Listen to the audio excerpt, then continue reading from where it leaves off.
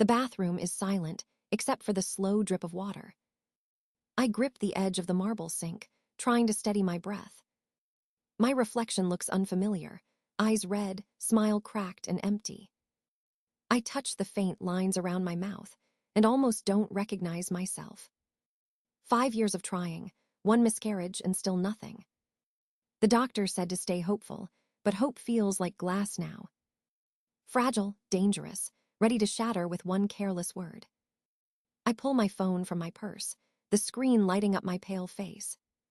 A message from Kai glows softly. "Are you okay? You've been gone a while." I stare at the text, unable to reply. He warned me this would hurt, begged me not to do this. But I wanted to prove I was fine, that I could still give love. Now, surrounded by champagne and smiles, I realize how foolish that was. My sister didn't even blink when her friend mocked me.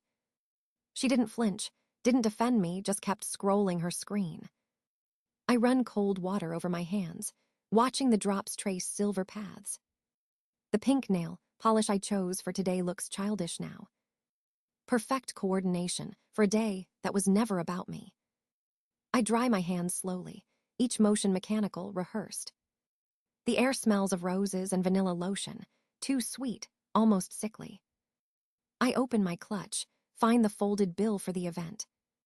The number stares back, 82 million dong in total. Every balloon, every cake topper, every smile I paid for. I feel foolish, not just for the money, but for believing this mattered. I straighten my shoulders, fix my lipstick, and leave the bathroom. The hallway buzzes with laughter as I walk back into the ballroom. Min Thur stands near the gift table, her hand resting on her belly. She sees me but doesn't move. I stop beside her, voice steady but low. "We need to talk." Her expression tightens, the practiced smile faltering. "Now, can't this wait? We have guests." "No, it can't." The chatter nearby fades. Only the sound of the band tuning their instruments fills the silence. "If this is about what Trang said," she sighs, "you're overreacting." Something inside me snaps. I've heard that tone my whole life, calm dismissal dressed as concern. Overreacting when she crashed my car.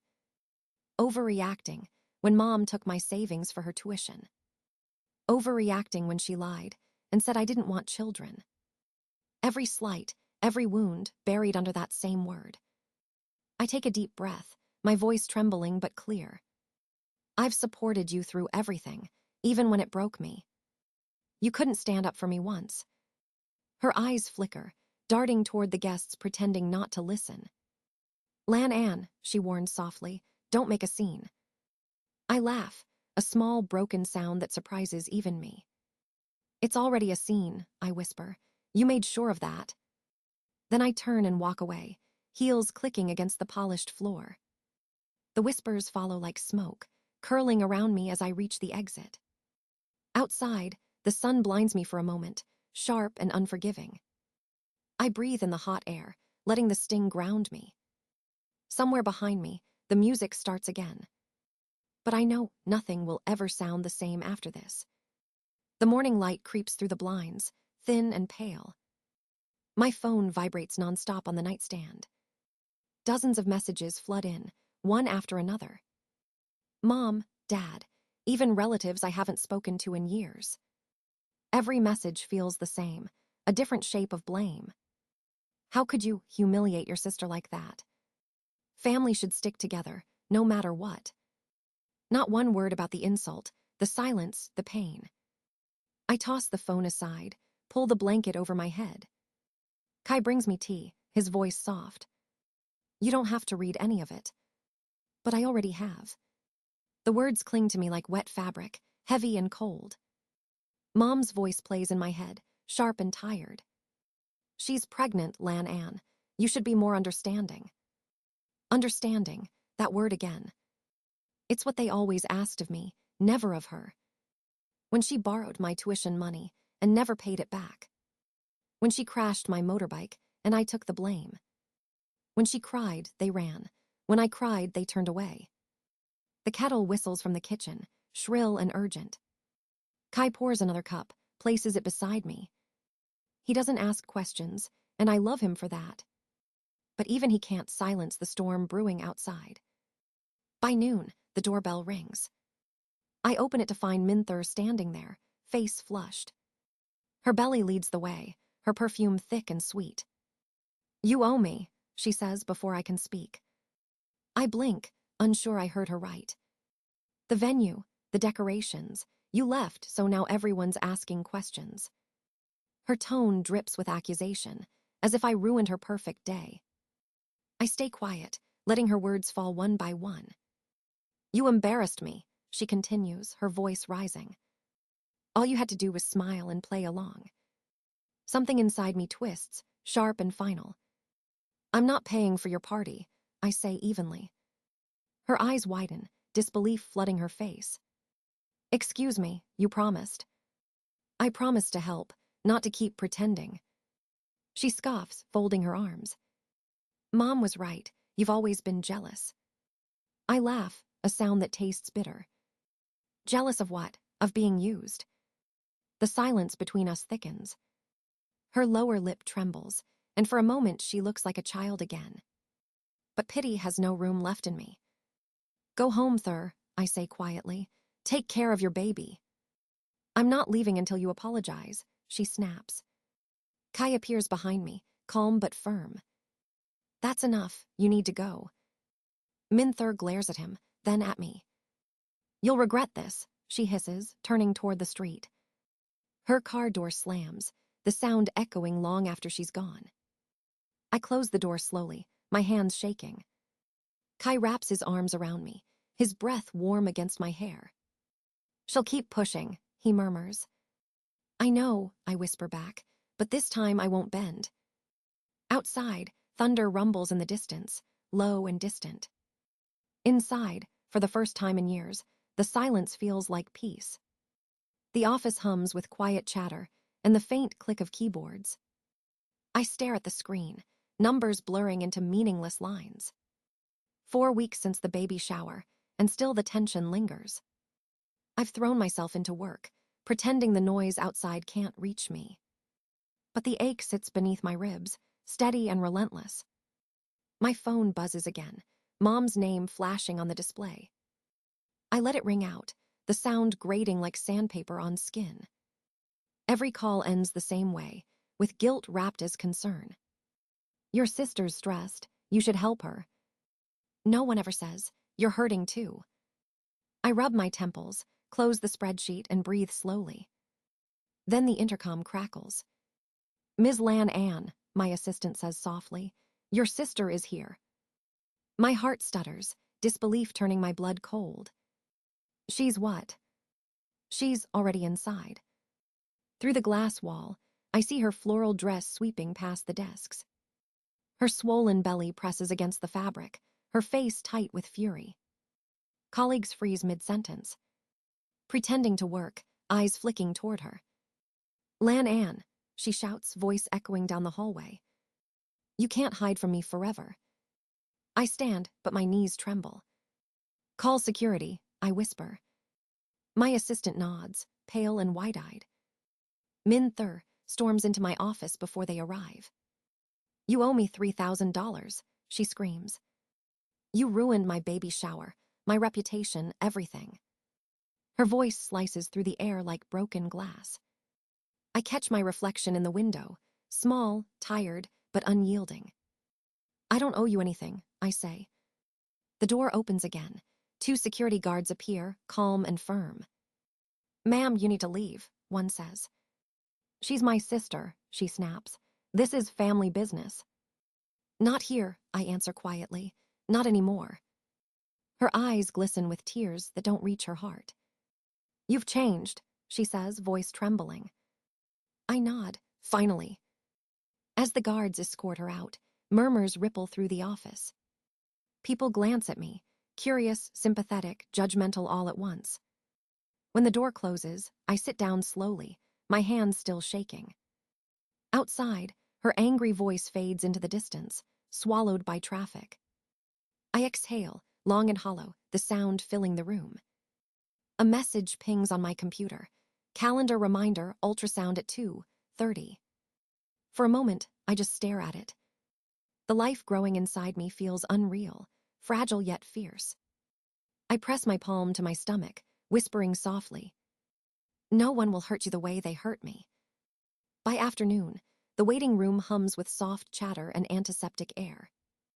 Kai sits beside me, his fingers brushing mine. I lean into him, the weight of the day melting for a second. When the doctor says, "Everything looks perfect," I nearly cry. On the monitor, a tiny heartbeat flickers like light through water. For the first time in months, I feel steady. I take Kai's hand, smile through tears. "This is our family now," I whisper. And for once, the words feel true. The morning begins quiet, almost peaceful. Sunlight filters through the kitchen curtains in thin golden lines. Kai hums softly as he makes coffee, pretending nothing has changed. But the silence between us carries a different kind of weight. 5 weeks since the disaster, and still my phone won't stop buzzing. Mom, Dad, unknown numbers that I already know by heart. Each message, another attempt to pull me back under control. "Family shouldn't fight. You're breaking your mother's heart." Not once do they mention what they took from me. Not once do they say sorry.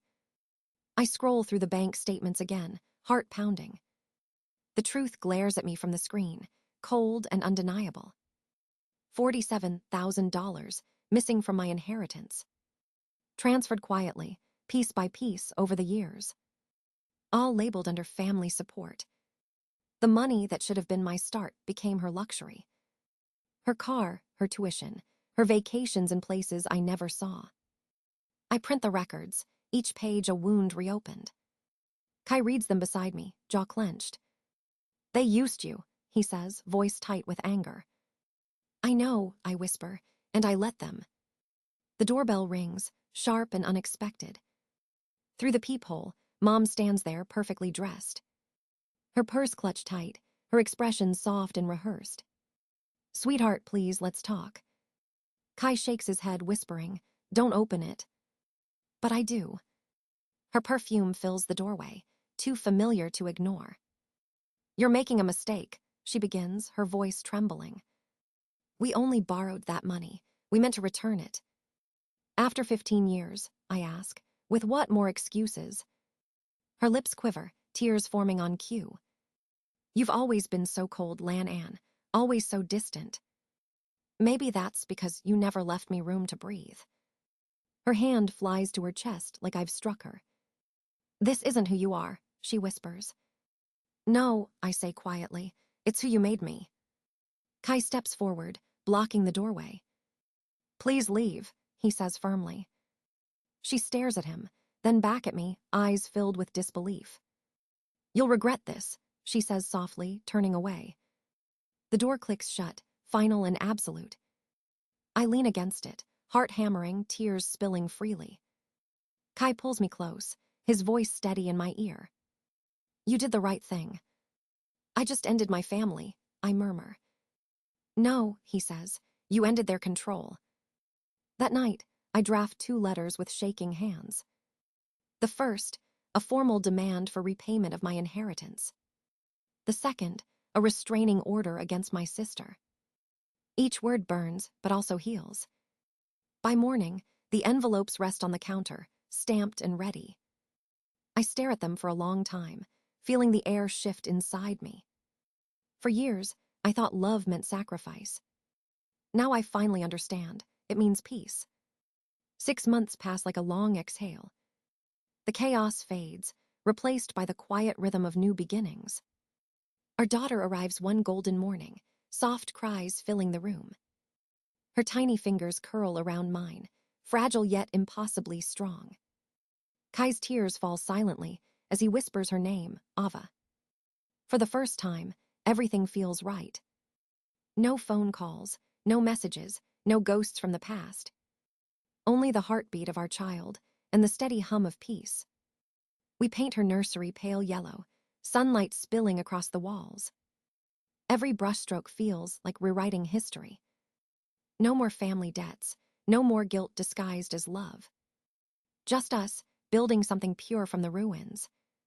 When I post a single photo, Ava's hand resting on mine, the world erupts. The phone buzzes again, relentless, angry, familiar. Unknown number, then another, and another. I turn it over, see the name flash across the screen. Min Thur. The message appears in bold letters. You stole my moment. You made everything about you. Another message follows, from Mom this time. You had no right to hide my grandchild. Dad's voicemail arrives next, calm but sharp. This isn't how family behaves, Lan Anh. I stare at the screen until the notifications blur. Then I power the phone off, drop it into a drawer. Kai looks up from the crib, concern flickering in his eyes. They found out, he asks. Yes, I whisper, through the post. He walks over, places his hands on my shoulders. We don't owe them anything. I nod, tears stinging behind my eyes. But the ache runs deeper than anger. It's the morning of what could have been. Outside, the rain begins to fall, soft against the glass. Ava stirs, letting out a tiny sigh, and I cradle her closer. Her warmth anchors me to this moment. They'll never stop, I murmur. Then we'll learn to ignore them, Kai says, brushing my hair back. His certainty steadies me, quiet and unwavering. That night, I sit by Ava's crib, watching her breathe. The moonlight paints her cheeks silver, peaceful and untouched. I whisper softly, words meant only for her. You'll never grow up thinking love is something to earn. The house hums with the quiet sounds of our new life. Bills paid, walls painted, locks changed. Every small act a declaration of freedom. In the morning, I check my email one last time. Court documents arrive, confirming the restraining order. The words feel heavy and liberating all at once. Kai reads over my shoulder, then kisses my temple. It's over, he says. Not over, I reply, just beginning. Outside, the sky clears, soft light spilling through the windows. I pick up Ava, her small body warm against mine. For years, I gave everything away to people who only took. Now, everything I have belongs to someone who never has to ask. And that finally feels like peace. A year drifts by like a slow-moving tide. The house smells of vanilla candles and fresh paint. Ava toddles across the living room, her laughter bright and wild. Sunlight dances on her curls, turning them gold at the edges. Outside, the garden hums with bees and blooming roses. We've built a quiet life, soft but unshakable. No more late-night calls, no more guilt dressed as love. Just laughter, warmth, and the small miracles of ordinary days. Today is her first birthday. The backyard fills with friends and neighbors, people who chose to stay. Kai grills in the corner, smoke curling lazily into the blue sky. Paper plates, homemade cake, and voices full of joy. No crystal glasses, no staged photos, no forced smiles. Only real, unfiltered happiness. Janet from work hands me a wrapped box, smiling knowingly. You've come a long way, she says, eyes gentle. I nod, words caught in my throat.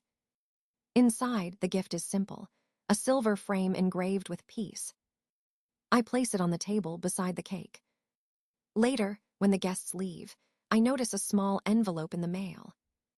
No return address, just my name written in familiar handwriting. My heart stumbles as I open it. Inside lies a silver baby spoon, old but polished. A note beneath it reads, I was wrong, I'm sorry, love, Dad. No manipulation, no excuses, just 9 fragile words. I sit at the kitchen table, the note trembling in my hands. Kai comes up behind me, quiet as always. Do you believe him? He asks softly. I don't know, I whisper, but maybe that's not the point. I tuck the spoon and letter into Ava's memory box. Beside her hospital bracelet and her first lock of hair. Each item a fragment of the story she'll one day hear. When she's old enough, I'll tell her about the power of no. About choosing peace over permission. About how love without respect isn't love at all. That evening, we sit under the fairy lights strung across the garden. Ava dozes in my lap, her tiny breath steady and calm. Kai wraps a blanket around us, his arm warm against my back. The air smells of grilled corn and blooming jasmine. I glance at him, smiling. "This is what family feels like," I say quietly. "Yeah," he replies, "the kind we make for ourselves." We watch fireflies drift between the rose bushes, soft sparks in the dark. For a long time, neither of us speaks. There's no need to. Later, when the moon climbs high, I record a message on my phone. My voice trembles, but my heart feels strong. "My darling girl," I say, looking at Ava asleep. "Family isn't about blood, it's about choice. It's about the ones who lift you, not the ones who break you. You never have to earn love, you only have to recognize it." Kai appears in the doorway, smiling softly. We sit together in silence, watching our daughter dream. Outside, the night hums with peace, the garden alive with whispers. For the first time in my life, the future doesn't frighten me. It feels wide open, tender, and beautifully my own. The house is quiet now, wrapped in the soft hush of night. Ava sleeps in her crib, her small hand resting over her chest. The silver spoon glints faintly in the moonlight from the window. I stand in the doorway, watching her breathe, feeling time slow. Kai's footsteps approach, gentle, familiar, grounding. He slips his hand into mine, without a word. For a long moment, we just stand there, side by side. There's no anger left, no fear, no weight from the past. Only the sound of our daughter's steady breathing. I whisper, "This is enough." He nods, his thumb tracing small circles over my skin.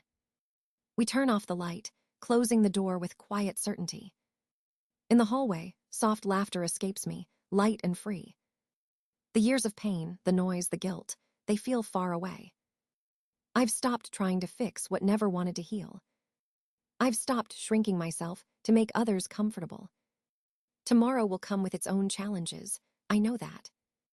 But tonight, peace finally feels real. And as I rest my head on Kai's shoulder, I understand. The story isn't about loss, it's about finding home at last.